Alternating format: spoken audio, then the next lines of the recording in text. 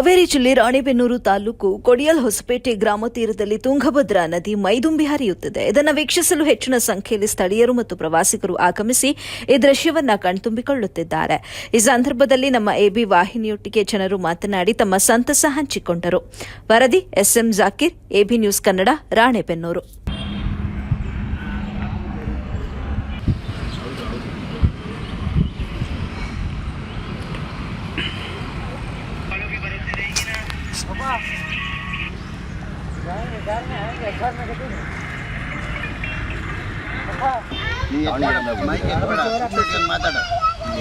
ತುಂಗಭದ್ರಾ ನದಿಗೆ ಫ್ಯಾಮಿಲಿ ಜೊತೆ ಊಟ ಮಾಡೋಕ್ಕೆ ಬಂದಿದ್ವಿ.